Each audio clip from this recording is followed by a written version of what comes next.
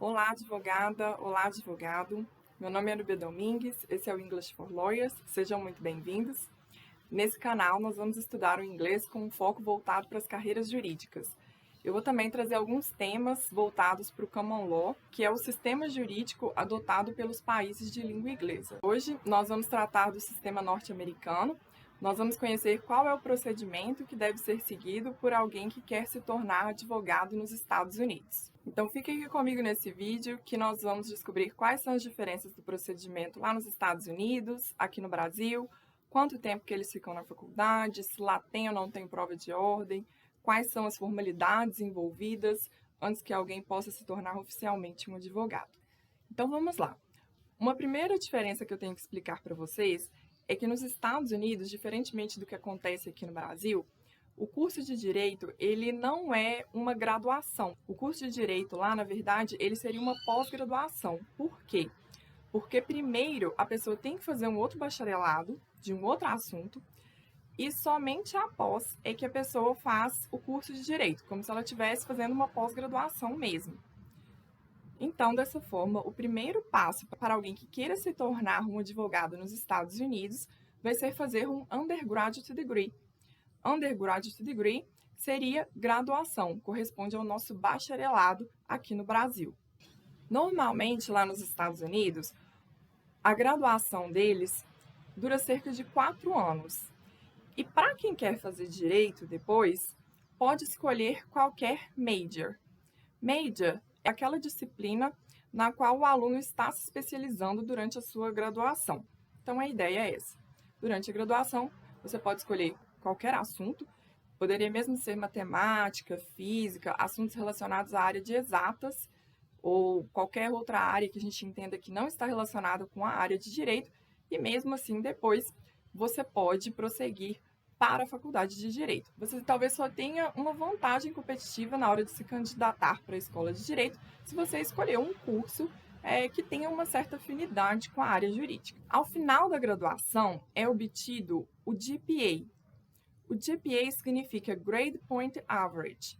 É um número que é calculado com base nas médias dos alunos e também tomando em consideração quais foram as matérias que o aluno fez durante a graduação, de acordo com o grau de dificuldade dessas matérias. E esse número, ele mede o desempenho do aluno ao longo da graduação. O segundo passo para quem quer se tornar um advogado nos Estados Unidos vai ser fazer o LSAT. LSAT significa Law School Admission Test. É o teste de admissão para a escola de direito. Os assuntos que são objeto dessa prova são raciocínio lógico, raciocínio analítico, compreensão de texto e redação.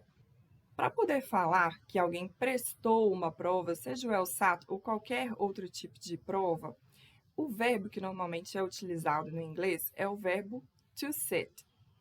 Então, só para dar um exemplo para ficar mais claro para vocês, eu poderia dizer: She sat the LSAT 3 times and she still hasn't passed. She sat the LSAT 3 times and she still hasn't passed. Ela prestou o LSAT 3 vezes e mesmo assim ela não passou. O terceiro passo para quem quer se tornar um advogado é a admission, o processo de admissão para a escola do direito. Durante esse processo vão ser avaliados tanto hard skills quanto soft skills. As hard skills seriam as habilidades técnicas e as soft skills são habilidades complementares, habilidades interpessoais. Entre as hard skills que vão ser avaliadas, nós temos o GPA e a nota do LSAT. Já entre os softs, que é uma outra forma da gente se referir às soft skills, nós temos a personal statement, que vai ser uma espécie de redação que o aluno vai fazer falando sobre si mesmo e atendendo ali alguns outros requisitos definidos pela faculdade. O aluno vai ter que listar também atividades extracurriculares da qual ele participe. Ele vai ter que citar, por exemplo, atividades de voluntariado que ele já tenha participado. Ele pode fazer referência também a atividades profissionais que ele já tenha se envolvido. É muito comum que o aluno da escola de direito lá nos Estados Unidos, ele já tenha tido alguma exposição ao mercado de trabalho antes dele ir para a faculdade, diferentemente do que acontece aqui no Brasil, em que é muito comum os alunos já saírem direto do ensino médio para a faculdade. O aluno deverá providenciar também referências pessoais. É muito comum pedir uma Letter of Recommendation, que seria uma carta de recomendação, na qual um ex-professor ou então um ex-empregador, ele deve ali falar bem de você. Quando alguém se candidata a Law School ou a qualquer outro tipo de instituição universitária, a gente normalmente utiliza o verbo to apply. Então, só para dar um exemplo, seria Tom applied to Law School. Se essa candidatura for bem sucedida, nós dizemos que o Tom was admitted or accepted to Law School. Então, o Tom foi aceito ou admitido na escola de direito. O procedimento pelo qual os alunos se candidatam à escola de direito ou alguma outra instituição universitária, a gente chama de application. Esse verbo to apply e também a palavra application são muito utilizados também para poder falar sobre vagas de emprego. Então, a gente pode falar to apply to a job position. Então, eu posso falar, por exemplo, I applied to a senior position at a law firm. O quarto passo para quem quer se tornar um advogado é a Law School. A Law School, como nós já conversamos aqui, é como se fosse uma pós-graduação. Lá nos Estados Unidos, eles dividem em Undergraduate Degree, que corresponderia aos bacharelados aqui do Brasil, e os Graduate Degrees, que seriam as pós-graduações, tanto as pós-graduações lato sensu, quanto as pós-graduações stricto sensu. Lá nos Estados Unidos, o título que é obtido ao final da Law School é chamado de JD, que significa Juris Doctor, ou Doctor of Jurisprudence.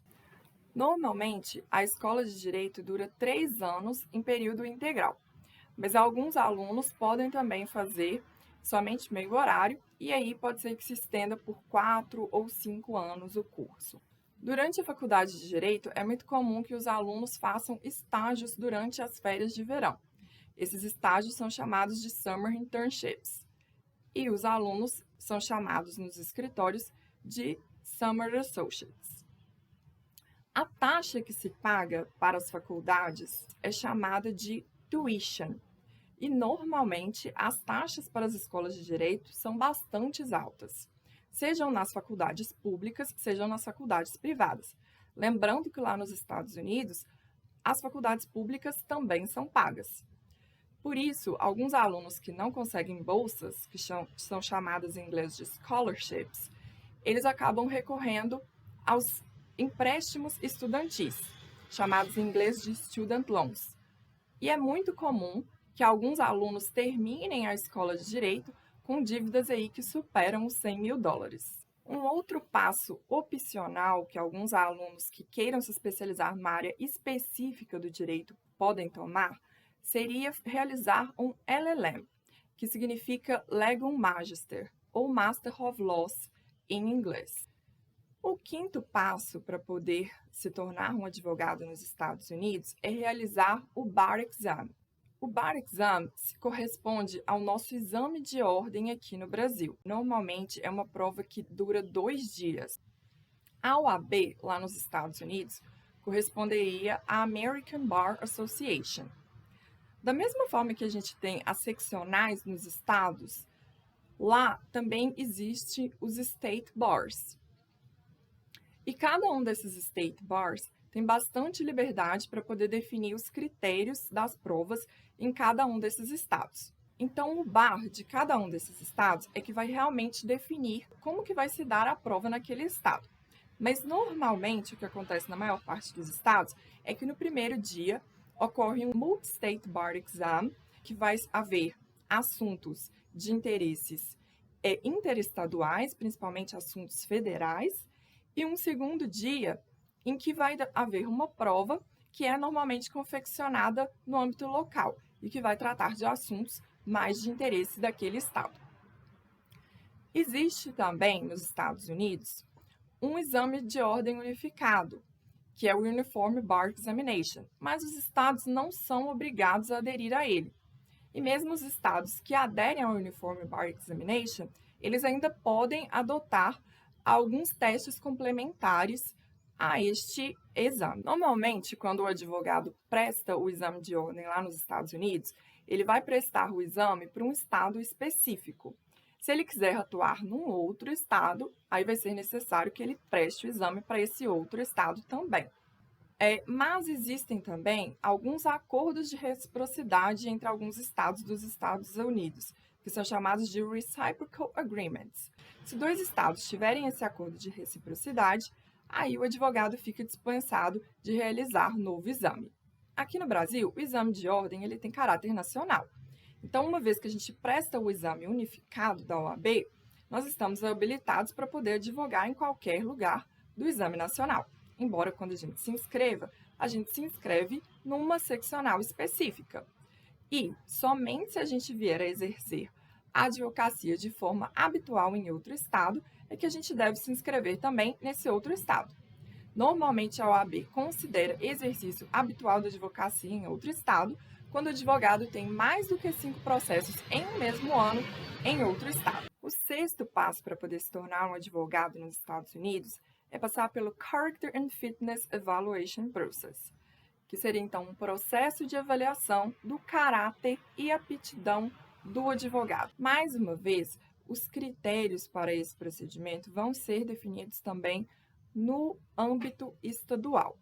Não existe um procedimento semelhante a este aqui no Brasil para poder se tornar um advogado, mas existe um procedimento bastante semelhante no âmbito de alguns concursos públicos de carreira, que seria aquele procedimento da investigação social ou sindicância de vida pregressa. Então, o que vai ser verificado durante esse procedimento é se o indivíduo já cometeu algum crime, se ele já foi preso, a ficha estudantil do indivíduo, tanto durante a faculdade quanto durante a law school, se há multas de trânsito, se há algum problema de saúde mental, de dependência química, tudo isso vai ser levado em consideração. E um fato que eu acho interessante é que a própria pessoa que deve juntar toda a documentação relativa a cada um desses itens que eu citei aqui. E caso a pessoa deixe de revelar, alguma coisa, ela tente esconder algo, isso pode acabar prejudicando a pessoa durante o procedimento. O sétimo e último passo nesse procedimento vai ser a Swearing-in Ceremony. Essa cerimônia é chamada assim porque durante essa cerimônia, the lawyers are sworn in. Esse verbo, to swear somebody in, significa que uma pessoa faz uma promessa de forma solene de ser leal, de ser honesto, no exercício de algum ofício. No caso aqui, do ofício de advogado. Essa expressão também pode ser utilizada no âmbito do judiciário para poder designar quando as testemunhas prestam seu juramento. Então, a gente pode dizer também, a witness was sworn in. A swearing-in ceremony vai ser o equivalente à nossa cerimônia de entrega da carteira da OAB. Um pouco diferentemente do que acontece aqui no Brasil, onde essa cerimônia normalmente acontece no âmbito da própria OAB, lá nos Estados Unidos, essa cerimônia vai acontecer perante a Suprema Corte dos Estados, ou dependendo do estado, perante o juiz local. Então, cumpridos todos esses procedimentos, o advogado obtém a sua law license, que é a permissão para o exercício da advocacia. Exercer advocacia em inglês é to practice law. Então, once you have a law license, you can practice law. Uma vez que você tem uma licença para advogar, você pode, então, praticar a advocacia. Bom, gente, e após todo esse procedimento aí que a gente pôde ver que é bastante longo, os advogados normalmente eles passam no mínimo 7 anos ali na faculdade, eles passam por 2 exames que a gente falou aqui, que foi o LSAT, depois o Bar Exam, tem as formalidades que a gente conversou a respeito aqui também, o Character and Fitness Process. Depois que os advogados obtêm a licença para advogar, para que essa licença permaneça válida, diferente do que ocorre aqui no Brasil, que a gente só paga aquela taxa do OAB todo ano, lá eles vão ter que continuar realizando cursos, continuar se aprimorando para que essa licença continue válida. Esses cursos que eles têm que continuar fazendo lá são chamados de Continuing Legal Education. Não são todos os estados, mas a grande maioria dos estados exigem. Bom, pessoal, então esse é o procedimento para poder se tornar um advogado lá nos Estados Unidos. Eu queria saber o que vocês acharam, se vocês gostaram aí desse procedimento onde primeiro o aluno tem que completar uma de faculdade em outro assunto para depois seguir para a escola de direito. O que vocês acham? Vocês acham que é melhor igual aqui no Brasil, onde o aluno já sai ali, né, bastante jovem do ensino médio, já cai direto na escola de direito? Ou é interessante essa ideia de que o aluno venha com uma bagagem de um outro curso, já tendo ali aprendido um outro tema antes, né? Vocês acham que isso traz uma maior diversidade para o âmbito do direito? Ou não, realmente é só uma burocracia, só para poder complicar e para deixar aí o direito mais inacessível e mais caro, mais difícil o acesso aí para quem tem menores condições financeiras? Bom, e não percam o vídeo da semana que vem, porque na semana que vem nós vamos conhecer um pouquinho do sistema do Reino Unido.